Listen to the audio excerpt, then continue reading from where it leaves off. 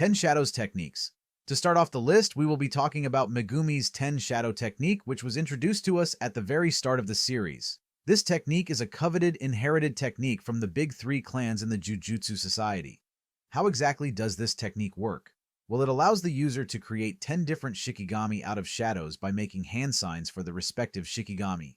Each of these Shikigami must be tamed through a taming ritual. The only exception to this is the divine dogs, which are naturally gifted to the user upon the technique manifestation. The 10 shadows are Nu, an electric bird that can stun opponents and carry its users for a short distance. Toad, a large toad that can use its tongue to grab things including people. Great Serpent, a big snake that can bite its opponent to restrain them. Max Elephant, an elephant Shikigami that can eject water from its spout and be used as a weight. Rabbit Escape, a massive of rabbit that are mainly used to distract opponents or hide the user. Round Deer, a deer that emits positive energy, can heal itself and also nullify any cursed energy it comes in contact with. Piercing Ox, a ox that gains strength the longer it runs in a certain direction. The Divine Dogs, and of course Mahoraga, the strongest Shikigami amongst the 10 shadows. Not only is it a very strong Shikigami, but it's one of the strongest beings in the series, and that's on period. Mahoraga has the ability to adapt to any and all experiences. This makes it to easily adapt to any technique you use whilst fighting it, except if you defeat him quickly. It was strong enough to go toe-to-toe with 15 Fingers Sukuna and also give Gojo some trouble. It also has the Sword of Extermination, which is a cursed tool imbued with positive energy, allowing it to one-shot any cursed spirit. The 10th Shadow Tiger Funeral is the last one, and we know basically nothing about it except its name. This 10 Shadow technique is highly coveted by the Zenin clan. By the way, we post 2 videos weekly explaining different animes in minutes. If you would like to support the channel, then consider subscribing. Anyways, back to the video. Now moving on to another coveted technique is none other than the Limitless technique of Gojo.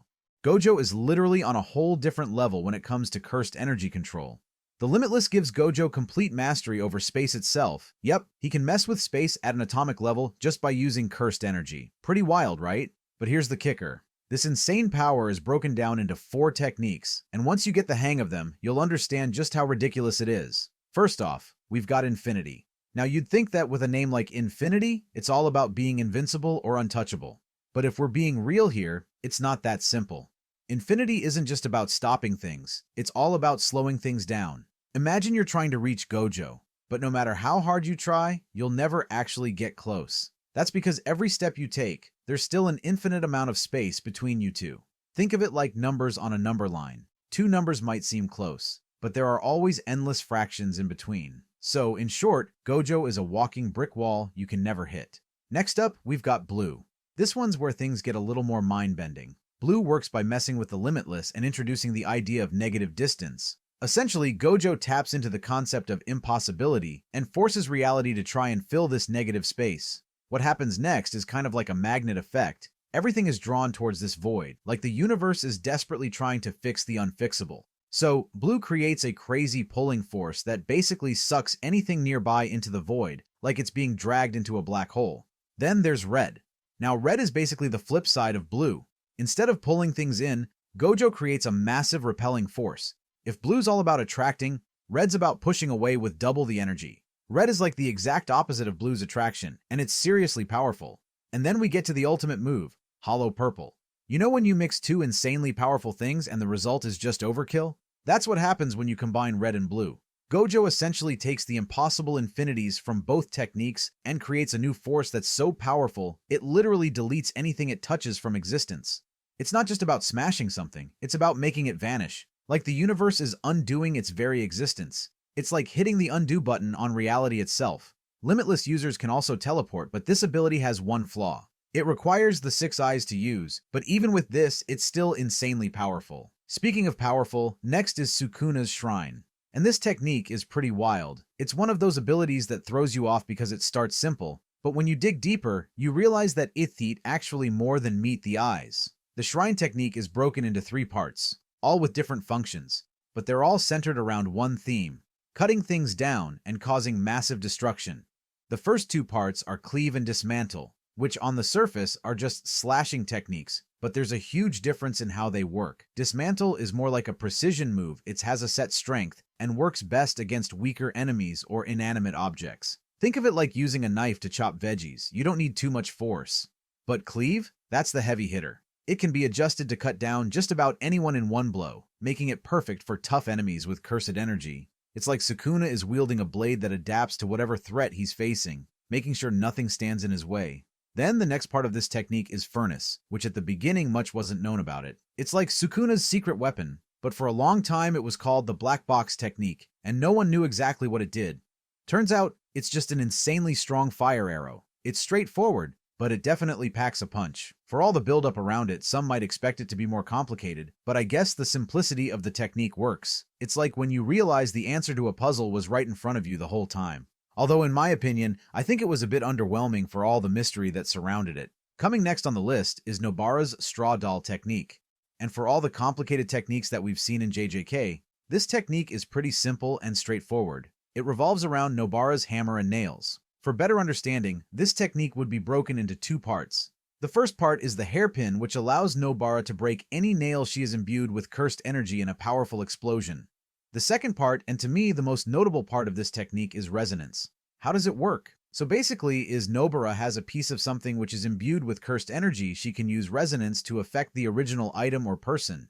We saw her do this with Mahito's body double, Sukuna's finger, and Momo's broom. When used on sentient beings like cursed spirits and humans, it does a great deal of damage to both their body and soul, and for cursed tools, it seems to make them stop working temporarily. Moving on to our first cursed spirit technique, we have Jogo's Fire Manipulation. Jogo's Fire Manipulation technique is one of those abilities that looks simple at first, but can actually cause insane destruction when he goes all out. Basically, he's got full control over fire and fire-based natural disasters, given the fact that he's a cursed spirit born out of fear of volcanoes and fire, which means he's not just throwing flames around, he's creating chaos on a massive scale. Most of the time, you see him using this to summon and control lava. Yeah, lava. That's not just regular fire. That's earth-melting heat. Imagine having that kind of power at your fingertips. But it doesn't stop there. Jogo's got a bunch of other moves up his sleeve. One of his signature attacks is firing beams of concentrated flames straight from his hands, which is pretty straightforward but still has devastating powers. Then there are these little things called ember insects. They're like tiny fiery bombs that move toward his opponent and explode on impact. And then, of course, there's his maximum technique, Maximum Meteor. This is where things get absolutely insane. Jogo literally summons a meteor the size of a city block. The kind of impact this thing has is so massive, and it's so strong that even Sukuna almost took a damage from it, but given he's the king of curses, it had little to no effect. The wildest part about Jogo's fire manipulation is how versatile it is. Whether it's lava, fire beams, exploding bugs, or summoning meteors, he's got a tool for every situation. People might clown on Jogo for not living up to his own hype, but you can't deny that his techniques are built to destroy everything in sight. Next is Nanami's Ration technique, and this technique is quite simple. Any opponents Nanami uses the technique on will be split into 10 equal parts. Mind you, these sections are freely chosen by Nanami, and if he hits the line that separates the target into 7 and 3, a massive damage would be done to his target. This technique is actually imbued into Nanami's cursed tool, and can also be used on inanimate objects. Mahito's idol transfiguration comes next, and being Nanami's favorite person, or better said worst enemy, Mahito's curse technique is quite terrifying. The whole thing revolves around controlling and manipulating souls, which means he can mess with the very essence of a person. Since the body is just a reflection of the soul, Mahito can alter someone's physical form by reshaping their soul. And yeah, that applies to himself too, which makes him even harder to pin down in a fight. The real horror of idol transfiguration comes from what Mahito does with it. Most of the time, we see him creating these twisted creatures called transfigured humans. He takes regular people, warps their souls, and turns them into whatever he needs at the moment. They might become weapons, mindless servants, or even just tools to heal himself when he's injured. It's not just creepy, it's cruel on a whole other level because these are still people underneath all that. And here's the scary part, all it takes is one touch. Your soul gets twisted, and it's game over. The only exceptions to this rule are strong sorcerers or people like Yuji, who's got Sukuna hanging out in his body like an overpowered roommate. Junpei's story is probably the best example of just how devastating Mahito's power can be. Junpei's Moondredge is next on our list, and his ability is pretty basic. Moondredge, which is a poisonous jellyfish shikigami, allows him to prey on non-sorcerers, but when it comes to actual sorcerers, it doesn't do much and just basically protects him. Alright, so let's talk about Panda and his one ability, which is Unblockable Beating Drum. It's not flashy, but it gets the job done, and honestly, it fits his whole vibe. This technique technically comes from his brother, since Panda shares his vessel with both his brother and his older sister, who, let's be real, stays mysterious since we never see her ability. Unblockable beating drum is a pretty straightforward name for what it does. When Panda uses it, he delivers hits that bypass physical resistances entirely. Like, it doesn't matter if you've got tough skin, armor, or even cursed energy barriers, those punches are landing straight on your insides. It's basically internal damage on demand, which makes it super dangerous in the right situation. But here's the catch. The strength of the attack still depends on how much cursed energy reinforcement Panda has going on. So yeah, it's not some infinite god-tier technique, but it's still nothing to sneeze at. Just like we mentioned earlier that this ability isn't Panda's own ability, it's his brother's. And considering Panda can switch between his forms depending on the fight, it adds some versatility to his arsenal. We don't know much about what his sister can bring to the table, which is kind of a letdown because you can't help but wonder what her deal is. But overall, Panda's got a solid move here. So let's talk about Inumaki and his cursed speech. This guy's ability is as cool as it is dangerous. It works exactly how it sounds. Whatever Inumaki says, it's infused with cursed energy, and the target has no choice but to obey. Simple commands like stop or don't move can completely paralyze someone, but he can also go big with stuff like blast away, which is basically a verbal nuke. This means he can control a fight with just a few words. But of course, there's a catch. Cursed speech isn't some limitless cheat code. The stronger the command, the more strain it puts on Inumaki's throat. It's called rebound, and it's no joke. Say he yells something powerful at an opponent who's stronger than him, it's going to backfire hard. His throat gets wrecked, and he's out of commission for a bit. So, yeah, it's not just about what he can say, but how much he can handle after. What's cool is how Inumaki works around this. He's smart about his words, keeping them short and precise to avoid unnecessary damage. Plus, he's always carrying throat medicine and rice balls like his life depends on it, because it kinda does. Even with the drawbacks, Cursed Speech is one of those abilities that can turn the tide of a fight instantly, especially when paired with someone who can follow up on his commands. And honestly, there's something so badass about winning a fight with just your words, literal power in your voice. Moving next to the students in Kyoto, we will be starting with Mekamaru. Mekamaru's puppet manipulation is way more than your average move this puppet around kind of deal. Thanks to his heavenly restriction, which gave him a ton of cursed energy at the cost of his body, he can control puppets over massive distances and even operate multiple ones at once. It's like turning a disadvantage into pure firepower. His main move is using Ultimate Mekamaru, a giant puppet that lets him fight without being physically present. But the real kicker is his absolute mode. With all that cursed energy he's stored up, he powers this massive mech that puts him on par with special grade sorcerers. It's a walking nuke, basically. So yeah, Mekamaru turned his limitations into something insanely powerful. Puppets? More like remote-controlled destruction. Next is Momo's tool manipulation, which is honestly pretty straightforward. It lets her control her broom, which, yeah, sounds basic, but it gives her the ability to fly. And let's be real, mobility like that in a fight is no joke. Plus, she's got this move called Wind Scythe, which is supposed to be pretty strong. The problem? We never actually see it in action, so it's all just talk for now. What's interesting is the name tool manipulation. It makes you wonder if she could control other cursed tools, not just her broom. But again, we never see that either, so it's all speculation. For now, her whole thing is flying around and staying out of reach, which works great in a fight, even if it doesn't sound flashy. Momo's technique might not have the wow factor of some others, but it's practical, and in the right hands, that's all you need to hold your own. Following closely is blood manipulation, which is used by Kamo and also Choso. Kamo and Choso's blood manipulation is exactly what you'd expect, controlling their own blood to do some pretty wild stuff. The most iconic move? Piercing blood. They basically shoot their blood like a high-speed bullet, and its precision is crazy. Then there's Supernova, which is like a blood buckshot that activates after piercing blood for that extra damage. Another cool trick is the flowing red scale. This one cranks up their body temperature, letting them push past their physical limits. It's like a temporary power boost, but it comes with risks. The big drawback of blood manipulation is pretty obvious. You're working with your own blood. Overdo it, and you're passing out or worse. The fact that Choso is a death painting makes it easier. He can turn cursed energy into blood, which not only gives them a longer runtime, but also makes reverse curse technique a breeze. It's efficient, deadly, and super versatile. This technique might sound risky, but in skilled hands like theirs, it's an absolute powerhouse. We have Mai and Yozoru construction techniques coming next. Mai and Yozoru's construction technique is exactly what it sounds like. They can create stuff out of cursed energy. How does it work exactly? It burns through cursed energy like crazy, so most sorcerers shy away from it. Mai, for instance, only managed to make a single cursed bullet, and that's about as far as she took it. Yozoru, though, flipped the script. Instead of being held back, she leaned all the way in, finding inspiration in weird but genius places, like insects. By studying their efficiency, she figured out how to make construction work for her. Liquid metal became her go-to, and she used it to craft all kinds of crazy things, from insect-inspired armor to a perfect sphere, which is apparently impossible to recreate naturally.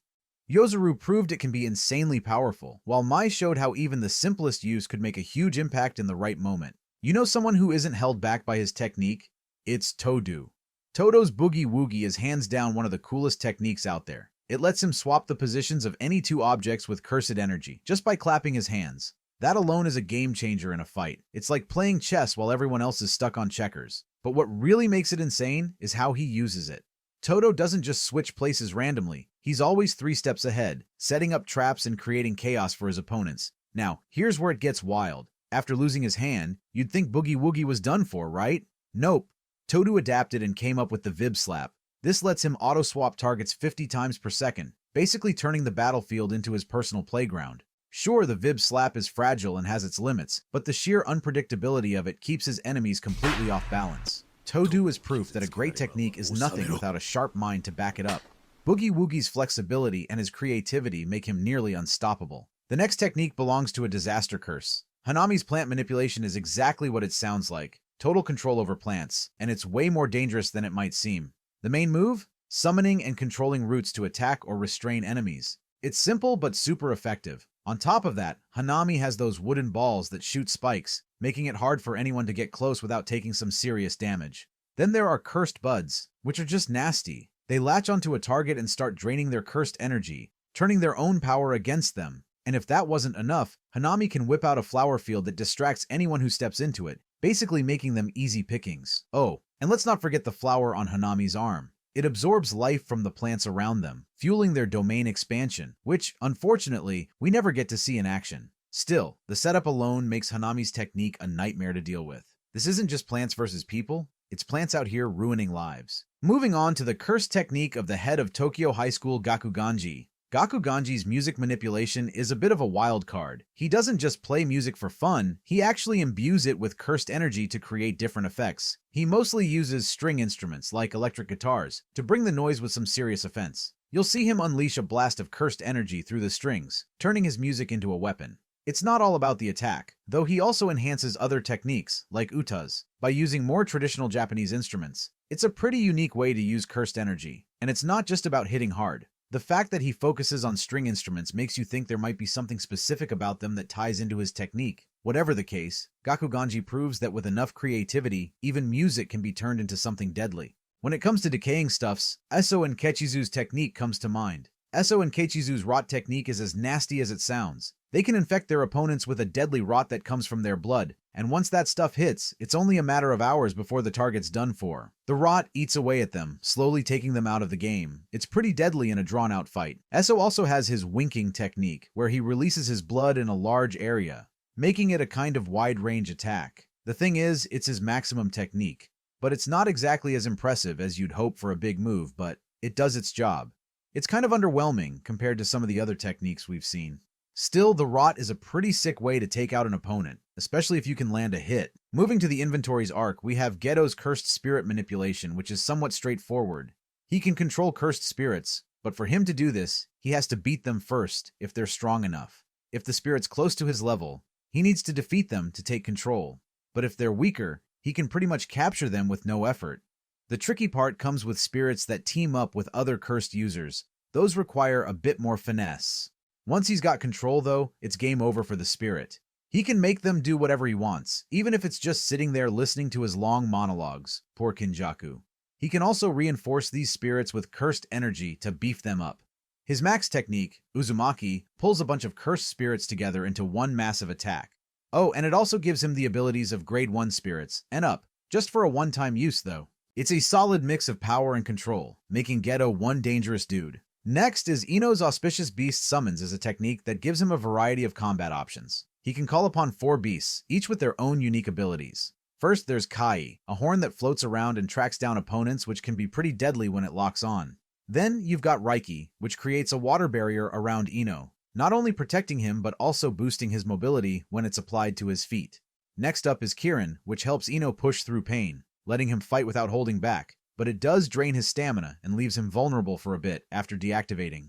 Finally, there's Ryu, a serpent-like dragon that charges into enemies, doing some serious physical damage. It's strong, but it can be destroyed if it takes enough hits. So yeah, Ino's got a solid range of beasts to pull from depending on the situation. Awasaka's inverse technique comes next, and it's all about flipping the strength of attacks. So if someone lands a hard-hitting strike, it actually becomes weaker, while weaker attacks get boosted to become way stronger. It's a pretty cool concept, right? However, there's a limit to how much it can reverse. So you can't just make any attack super strong or weak indefinitely. Basically, it messes with the whole power dynamic of a fight, making it tricky for anyone to land a clean hit. You'd think it'd be a game changer, but it's all about knowing when and how to use it, especially with that upper limit in play. Following closely is Ogami's Shiansen technique, which is pretty unique. She can summon the body or soul information of a dead person, and with that, she can either shapeshift into their body or take on their persona using their soul's details. It's like becoming someone else entirely. But there's a drawback. If she uses just the soul's info instead of the actual body, there's a risk. She could accidentally bring back the dead person's full personality, which can cause all sorts of problems. So, it's a double-edged sword.